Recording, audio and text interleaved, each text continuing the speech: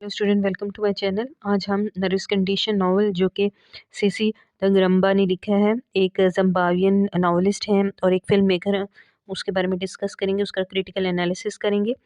और ये एक सेमी ऑटोबायोग्राफिकल नावल है जो कि राइटर की स्टोरी से जो उसकी रियल लाइफ स्टोरी है उससे जो है मुख्तलिफ ट्रेसेस लिए गए हैं। इसी तरह एक ट्रांसफॉर्मेशन ऑफ अ कैरेक्टर जो कि प्रोटैगनिस्ट एंड नरेटर है, टैम्बो, उसको रिप्रेजेंट करता है। और जैसे कि it was a long and painful process for me that process of expansion but the story I have told her is my own story. और इसकी जो सेटिंग है Rhodesia, Rhodesia is the something place in Zimbabwe.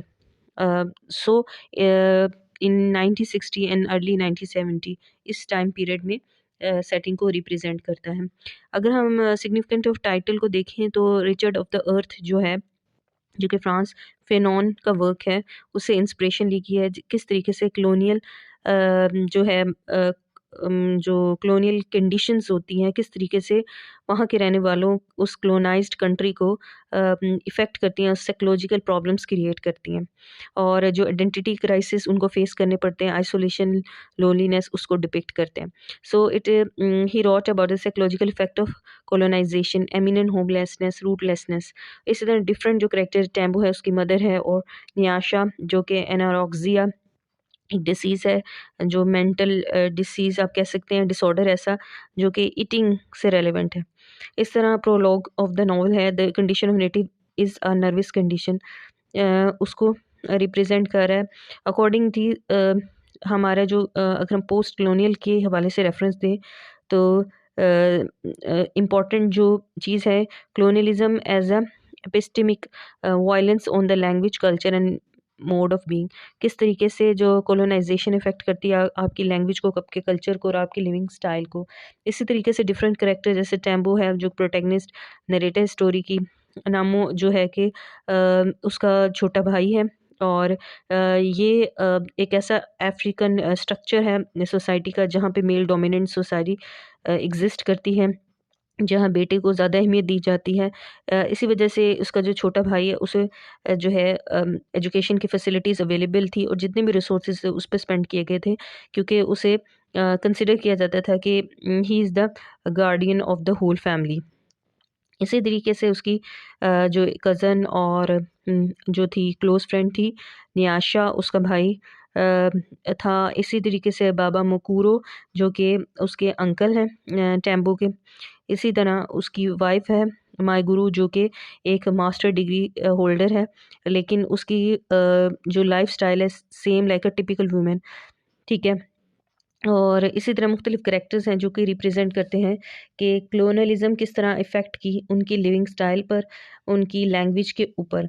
इसी तरीके से मुख्तलिफ themes हैं, feminism, transformation है, जो किस तरीके से एक यंग गर्ल 14 ईयर्स टैम्बो जो है इमेच्योरिटी और सिमेच्योरिटी एपी फैनी की स्टेज पर पहुंचती है, रियलाइजेशन की स्टेज पे पहुंचते हैं। किस तरीके से जो फॉरेनर्स हैं, ब्रिटिशर्स हैं, उनके जो कल्चर, उनकी वैल्यूज़ और नॉर्म ने इफ़ेक्ट किया है शोना लैंग्वेज को, जो कि उसकी अपनी लैंग्वेज थी, उसके कल्चर और उसके ड्रेस कोड को इफ़ेक्ट किया।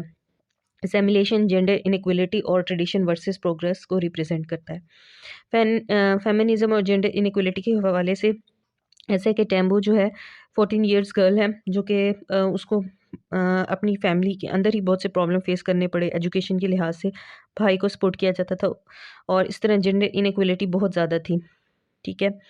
जेंडर इनइक्वालिटी आप कह सकते हैं इस रेफरेंस से कि अ, दोनों जो भाई और बहन थे उनको इक्वल एजुकेशन के लिहाज से अपॉर्चुनिटीज़ नहीं हासिल थी।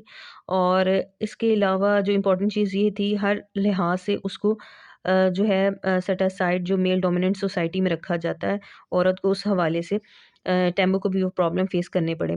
Oldest male child is deemed the future head of the family. African structure में ये नॉर्मल चीज़ थी। अगर वो रिक्वायर कर रहा है कि if I want to go in the school, तो उसे अच्छे स्कूल की फैसिलिटी है, वापस आ रहा है एक लग्जोरियस कार की फैसिलिटी है।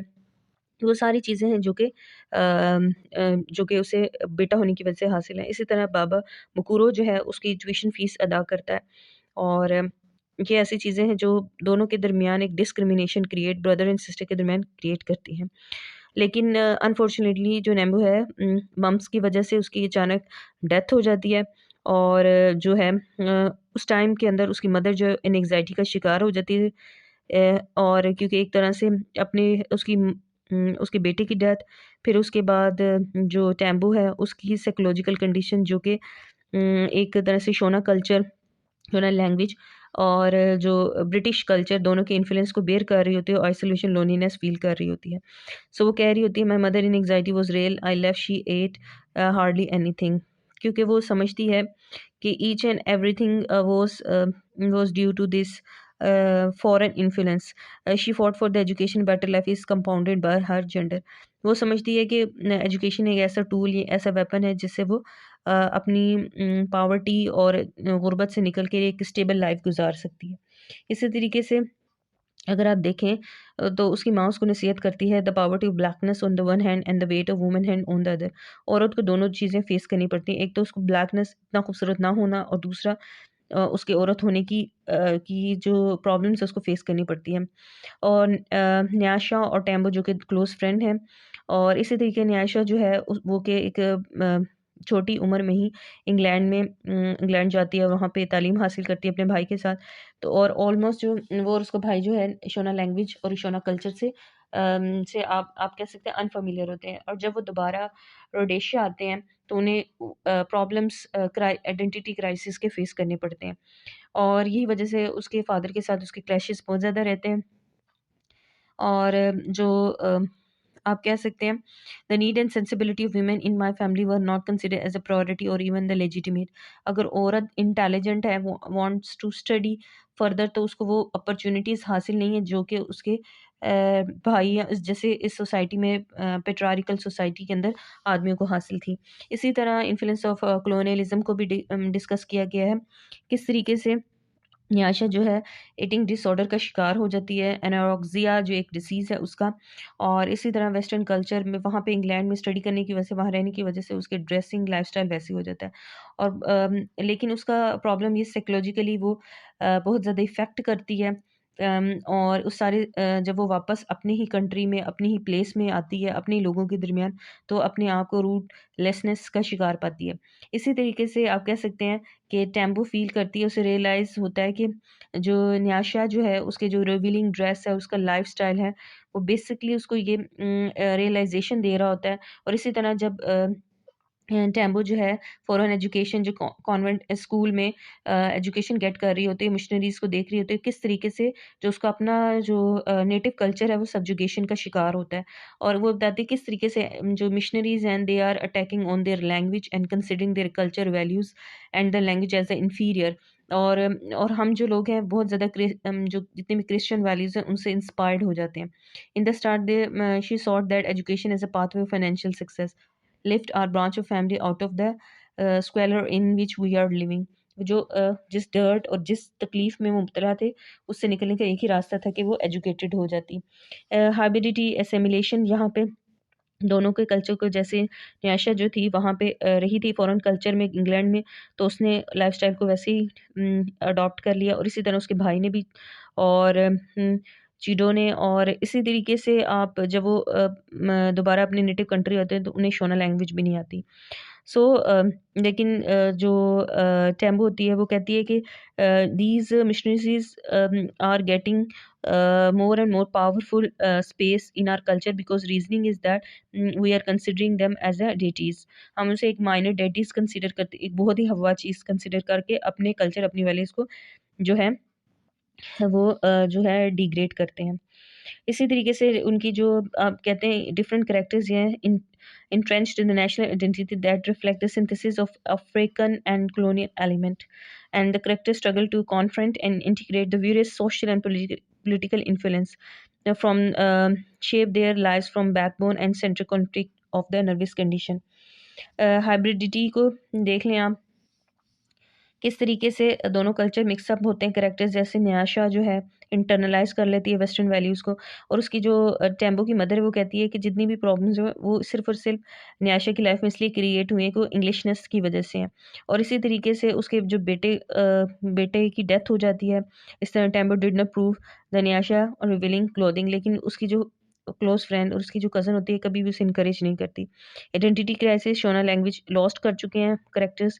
इसी तरह आप अगर देखें सलमान रुश्दी, उसका मिडनाइट चिल्ड्रन उसका जो है उसमें बेसिक यही डिपिक्ट किया गया है कि किस तरीके से जो डिफरेंट जो क्लोनाइज्ड कंट्रीज़ में रहने वाले जो लोग हैं इंडिविजुअल फेसेस इन स्ट्रगल कर रहे होते हैं in defining the personal identity within the multi national multi ethnic environment which emphasizes the hybridity and hybridity is something the mixing of the two culture. दोनों को आप कह सकते हैं, दोनों नेटिव कल्चर और फॉरेन कल्चर, ब्रिटिश कल्चर, दोनों को अपने अंदर ऑब्जॉर्व करते हैं। Past is much as a part of the one's life existence as is the ability to evolve with the present and the future। इसी तरह इन्फ्लुएंस ऑफ क्लोनियलिज्म की बात वो कर रहा है किस तरीके से इंग्लिश हमारी लाइफ के अंदर इतनी ज़्यादा इंडल्ज हो गई है। जैसे चैनवे एचपी कहता है, he should aim at fashioning out an English which is at once universal and able to carry his peculiar experience. और जब न्याशा जो है she was getting education in England, she was thinking just like a white people. So उसके classmate जो होते हैं उसे जो टॉन्ट करते हैं, she thinks she is white. Similarly Tambu is also in the search of post colonial identity.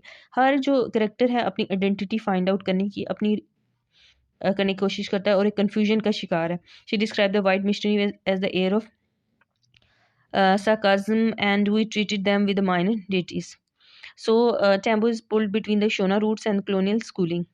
Symbols के हवाले से देखें तो टैम्बो का जो गार्डन प्लॉट जहाँ वो क्रॉप्स जो ग्रो कर रही होती है और जो आप कह सकते हैं मकई की जो फसल तैयार करी वो बेसिकली वो इसलिए उसको कर रही होती है बिकॉज रीजनिंग इज़ दैट कि she wants to get the tuition fee, उस अपने ड्यूज़ वगैरह पूरे करने की कोशिश कर रही है कि वो गार्डन जो होते हैं उसकी ड्रीम होता है, but it also the escape from the traditions and the values, the heritage wisdom and skills that pass from generation to generation। किस तरीके से उसके आबा अजदाद से ये जो स्किल है किस तरीके से ट्रांसफ़र हुआ है विजडम, और किस तरीके से वो उसकी ग्रैंड मदर और उसकी मदर जो है मिलकर उसके अंदर जो है क्रॉप्स वगैरह को उगाने में मदद कर रही होती हैं। तो सो garden is the symbol of hopes of future for Tambo कि उसको जो है उसकी हार्वेस्टिंग के बाद वो उसको यूटिलाइज़ कर लेगी अपनी ट्यूशन फ़ी वगैरह के लिए। Tambo mission is the symbol of bright shining future and ambitions and prosperity. यही एक रास्ता जिससे वो अपनी पावर्टी और अपनी मुश्किल जो ज़िंदगी है उससे निजात हासिल करके एक अच्छी प्रॉस्पेरस लाइफ गुजार सकती है। डॉग्स जब फीस्ट होती है और बाबा मुकुरो इनवाइट कर रहा होता है उसकी वाइफ और गोश्त की डिस्ट्रीब्यूशन होती है, तो वो बड़े सोच समझ के दे रहे होते हैं हर बंदे को गोश्त, और बेसिकली और डिपिक्ट करता है उनको। ऑक्स जो होता है सिंबल ऑफ पम्प शो और उनके हाई स्टेटस को रिप्रेजेंट कर रहा होता है। I hope you understand this important point of this novel. Thank you very much.